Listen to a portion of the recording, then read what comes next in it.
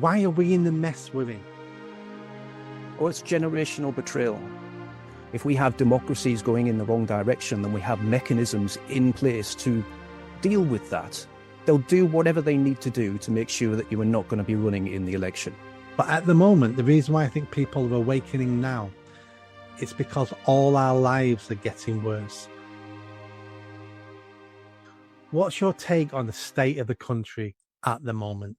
Is this a new thing, a long-term thing? Has there been a slow decline? Are we getting worse? Who do you blame? Let's jump into this now. Well, it's a broad subject. You can't really, if you wanted to, you could either pin down into a very narrow range of not necessary issues, but symptoms, or you can go broad strokes and look at everything and think, well, what's the bigger picture?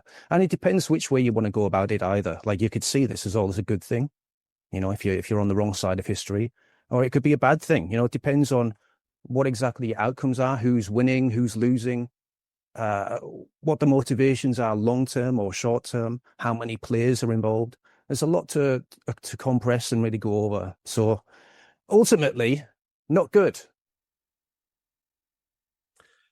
I think we need a little bit more than that. I could done this video by myself and say not good. You do videos every day. You're covering some very serious topics. You're delving into some of it. What do you think? Why are we in the mess we're in? Well, it's generational betrayal through obviously outside interests that have set up mechanisms within government that have dissolved any kind of accountability or control over the people that we're electing into positions of perceived power. So it doesn't really matter to a Conservative or a Labour MP who's filling the seat of power at any given time, when all the machinations behind the scene are going on as clockwork, regardless of who's actually sitting in that seat. And that's where we get the term uni-party from, because it doesn't. It's not even the uni.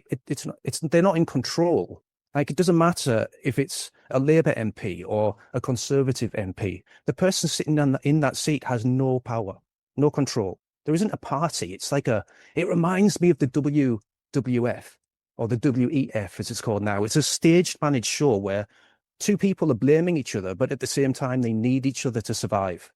Like, the Conservatives need Labour to go over the top and go out of control before the UK public finally votes them into power, where they can then do like horrible things to the country, till it gets to the point where we're sick of them and we'll go back to the Labour Party and they can do the slow, horrible things over many years to the country, but nothing really changes because behind the scenes, the civil service will go on in its uniformed, ideological manner without any accountability, without anybody being fired when they do things wrong, without anybody being able to vote them in or vote them out. Then generational betrayal is the only thing that I can come to. So it sounds like we have an illusion of democracy, that we have the illusion that our vote counts and that we can elect leaders and we can elect the direction of the country. But as Liz Truss found out, if you are the leader, if you are the prime minister, and the people behind the scenes don't like what you want to do, there's a quick way to get rid of you. But also many politicians go down the easy road, which is, I'll just do as I'm told. I'll just go down the road of least resistance. I'm on good money, good pension. I'm going to get a good part-time job sat on a board somewhere when I'm gone. I might even end up working for the WEF. So it's the road of least resistance all the time.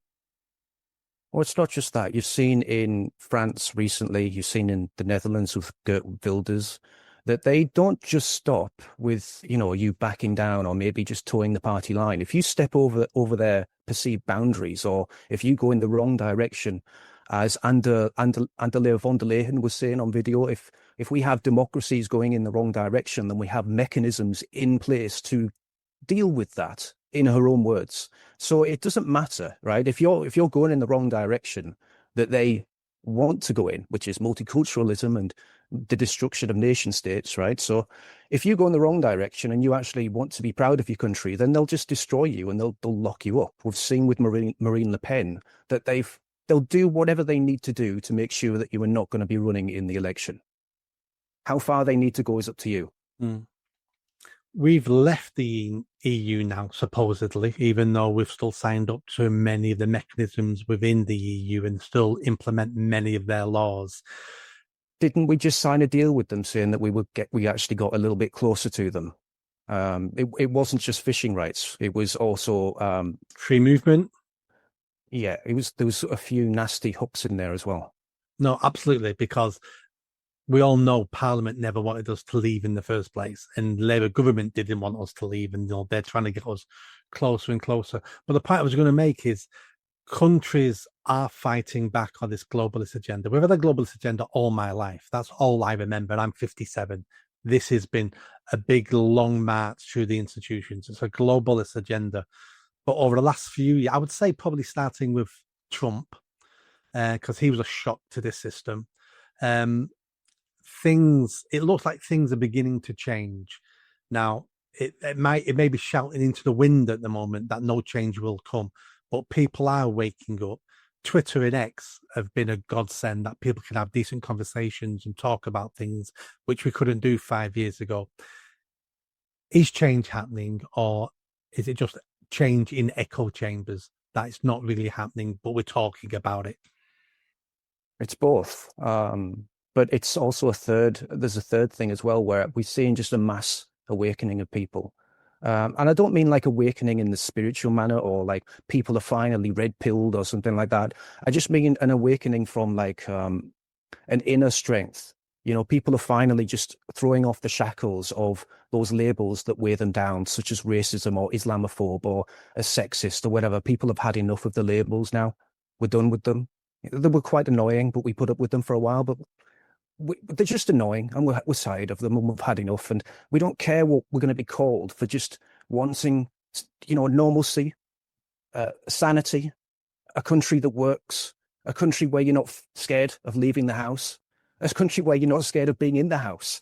I mean, there's so many things wrong with this place that it's quite remarkable that people have put up with it for so long. Yeah, those labels, I've been calling them now for a few years, super words, because they've used them for decades and generations to shut people up. Don't say that racist. Don't say that homophobe. Don't say that Islamophobe. They were very powerful words for many, many decades, but they started to lose their power, I reckon, from probably 2020. Black Lives Matter helps people to open their eyes. But at the moment, the reason why I think people are awakening now, it's because all our lives are getting worse. It was easier and quite convenient to shut up, say nothing, be afraid, because our lives were still fairly good. But our living standards now are falling. We all can see it falling. We can feel it falling. So therefore, those words and being silent aren't the answers anymore now, because we can see the direction of travel, and it's downwards. It's true. And I feel sorry for the people that they've used as weapons in this multicultural diversity war that has been waged on the West, because they haven't really done anything wrong, but they're now in countries that are going to quickly find that they don't like them very much, and that they're tired of them, and that they've had enough. And it's not their fault. So I do feel sorry for them in that way. And the real perpetrators need to be recognized, and they need to be brought forward for what they've done to the West, which is a grand experiment, as they put it in very nice, placating terms. What it is a crime against humanity on both sides. And people will need to answer for this one day. It's going to be... I don't think there's been a scandal like it, nor will there be ever a scandal like this. It's absolutely unbelievable what has been done to the West. Yeah, I know it's a depressing reality to talk about, but once you start to realize it, and it's genuinely depressing. Like, you go through a period of mourning once you realize how serious it is, like the implications of it all. But once you get past that, you're able to look at it with a clarity that reinforces, my decision to make this channel. Yeah, I was going to say then, it was all done without public consent. I can handle us making mistakes in this country, because everyone makes mistakes, so countries always make mistakes. I can handle that if there's been a public consultation, if we've discussed it, if that was the direction the country wanted to go. Same with Brexit. If Brexit turned out to be a huge mistake, I'd be quite happy with that, because that was a decision the people made and we have to live with our consequences. But this mass migration experiment was done underhand. At every time the British public were consulted on it, at every opportunity they said, we don't want it anymore. Here's something that most people don't know. We all know about Windrush.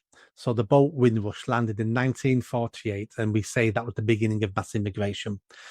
2 years later, 1950, the government had to set up a special minister committee to look at immigration in the UK 2 years after Windrush, because the people of the country were saying, we don't want any more of this immigration. That was 2 years. That was 1950. They ignored that. They ignored every election after that.